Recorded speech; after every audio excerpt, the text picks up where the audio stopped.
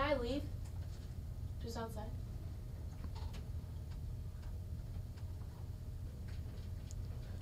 Good afternoon, Cross Timbers. Today is Thursday, November 3rd, 2011. This is Texan TV News, a product of the Texan News Service. I am Brittany Kennedy. And I am Brittany Owens. In today's headlines, South African injured while trying to save lions. A novel provides the idea for real-life terror plot. A Dallas couple in assisted living center find love late in life. Weatherford Regional Medical Center earns top honors. Career Services finished a successful Exploring Majors Expo. Rangers pick up 2012 club option on Colby Lewis. And windy weather this weekend. Now for today's top story. Texan News Service reporter Julie Gutierrez reported that Tarleton State University has broken the record for the largest incoming freshman class in the university's history again.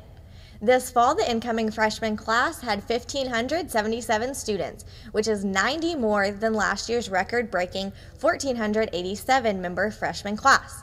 The 2011 freshman class represents about 16% of Tarleton's 2011 student body.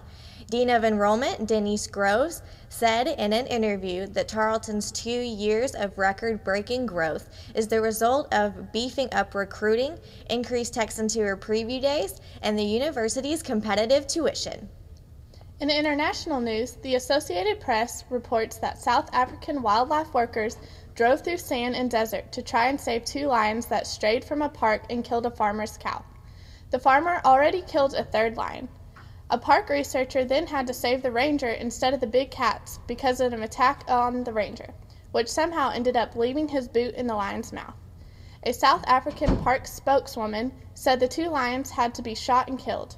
The woman said the lions may have been aggressive because they had been shot at before, or perhaps they had been living in an isolated part of the park where they did not know humans well enough to fear them. In national news, according to the Associated Press, 4 men in Georgia were planning to use a novel they had found online as a real-life script for a terror plot attack and an assassination using the lethal toxin ricin, as well as explosives. The 4 men were arrested Tuesday, and federal agents raided each of their homes. Frederick Thomas, Dan Roberts, Ray Adams, and Samuel Crump were arrested on charges of conspiring to plan the attacks. The 4 men were scheduled for a court appearance on Wednesday. According to court documents, the men said to have tried obtaining explosive devices and a silencer to attack their government buildings and their employees. Officials are portraying Thomas to be the ringleader, who said he had modeled this plan of his after The Absolved, an online novel written by former Alabama militia leader Mike Vanderbrough, in which a group attacks U.S. citizens officials. U.S. Attorney Salin Quinlan Yates said, while many are focused on threats posted by international violent extremists, this case demonstrates that we must also remain vigilant in protecting our country from citizens within our own borders who threaten our safety and security. The group has been monitored since March 17th, since federal investigators were told that Thomas had made a bucket list of government employees, politicians, media members, and businessmen that he felt needed to be taken out. In Texas news, Laura Martin, a resident of assisted living at Vickery Towers in Dallas, met the love of her life, Melvin Martin. According to the Associated Press, Laura has been waiting 67 years for the right man to come along and told reporters that you shouldn't settle for just anyone. Melvin never thought he would marry again after his first 2 wives had passed away. The couple met while sharing the same dinner table at the assisted living home about 2 years ago. They are both sports fans and enjoy watching the Rangers, the Cowboys, and basketball on TV. Laura's good spirit, energy, and humor made such an impression on Melvin that he had a dream about her. The next night at dinner, he proposed. The resident caretaker was moved so much by the couple that she took Laura to find her wedding gown and helped with the ceremony. Greg, Melvin's son, welcomed Laura into their family with open arms, stating, "Don't call me son-in-law, call me son. You are my mother now." The couple is waiting for a large enough apartment to open up so they can move in together. As for right now, they're just enjoying being married. In regional news, Star Telegram reports that the Weatherford Regional Medical Center was recently named one of the top performers on key quality measures by the Joint Commission. The Joint Commission, which is the leading accreditor of healthcare organizations in America, base their data on evidence of clinical processes that are shown to prove care for certain conditions, including heart attack, heart failure, pneumonia, surgical care, and children's asthma. Weatherford Regional Medical Center is one of only 405 U.S. hospitals and critical access hospitals earning the distinction of top performance on key quality measures for attaining and sustaining excellence. WRMC is located at 713 East Anderson Street in Weatherford, Texas. In Tarleton news, Career Services held their Exploring Majors Expo yesterday in the ballrooms of the Student Center. Here's Brittany Owens with a report. Opportunity to talk to professors of all majors yesterday during the Exploring Majors Expo. Students could get their current degree plan signed off on or even change their majors.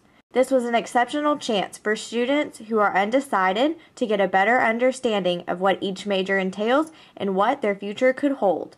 Here is Dr. Sandy Graham, a professor in the Department of Agriculture and Consumer Sciences, with more on yesterday's events. This is the third year that we've had this program, and I feel that it's really good exposure for not only our department, which is Agriculture and Consumer Sciences, but all departments. Again, it gives the students some visibility of who their advisors and who their department heads are. It gives another chance for them to talk to department heads and faculty about what they want to do, or if they're on the right track, if they have their degree plans filed without having to go in the office. Tarleton students. In sports news, according to the Associated Press, the two-time American League champions had made their first offseason move, picking up the 2012 club auction for right-hander Colby Lewis. Lewis is said to get $3.25 million next season, which will be his third year back with the Rangers since his return from Japan. They made the move Monday, only 3 days after the Rangers ended their season with a World Series loss for the second year in a row. Lewis had a 14-10 record with a 4.40 earned run average in the regular season and a 1-run record with a 3.04 earned run average in the postseason. Today's forecast calls for a high of 59 degrees and a chilly low of 30. Expect sunny skies, but don't leave home without your wind jacket. Northeast winds will reach up to 20 miles per hour. Today's broadcast was produced by Angie Knopp, Lindsay Rader, Asia Branson, and Molly Schaeferman. Senior producers were Monica Pierce, Sarah Richards, Winston Dawson, and engineer Matthew Mills. Stories came from the Associated Press and the Star Telegram. You can follow us on ustream.tv/user/Texan News Service. Don't forget to tell your friends about us and become a fan of Texan TV News on Facebook. I'm Brittany Owens. And I'm Brittany Kennedy. Tune in tomorrow for the latest news from the Tarleton State University campus in Stephenville, Texas.